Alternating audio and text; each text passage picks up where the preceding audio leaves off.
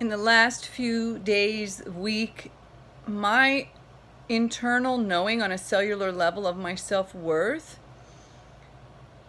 it's just shifted everything about the way I think about stuff, about the way I feel when I'm thinking about stuff, the way I internally respond to thoughts. So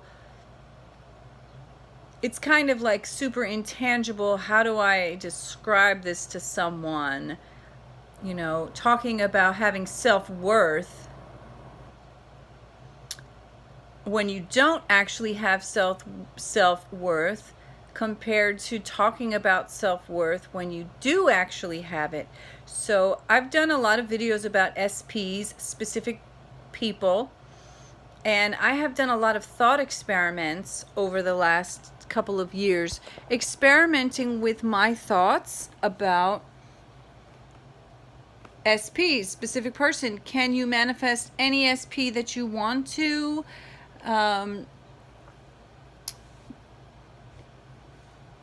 Can you have any specific person that you want to? Is it law of attraction? Is it destiny? Is it fate? Is it, you know, you have to learn how to want it, but not want it too much. You have to learn how to allow it without really caring if you get it or not. You have to, you know, be happy being single and feel the love, feel the joy for the love before you even get it, before you can get it. You know, and all these variety of mental gymnastics that we do and try to do and inflict upon ourselves, thinking that I can have any SP I want if only, that's like Matthew Hussey talks about or is it Matthew Hussey? I think it is Matthew Hussey, Katie and Gay Hendricks. They talk about the if only or the one day. The if only as the most deadly words, like if only, which is really just a way to stop yourself with a limit. Imagined or real. If only ... then I could ... And I really have come to believe, now that I have a feeling of self-worth inside of me, I have really come to believe that there is no such thing as unrequited love. And I did a long video on my Patreon. Well, I will be sharing it once I finish editing it.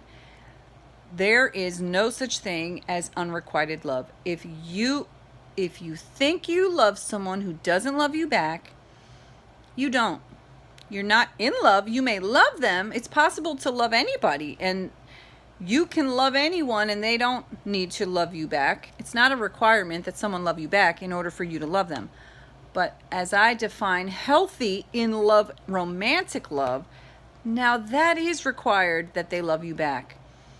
If you think you're in love with them, but they think that they're not in love with you, or they don't even know you, or they've already told you no, or they're an ex, or it's just friends with benefits, just a co-worker, or the guy who works at whatever.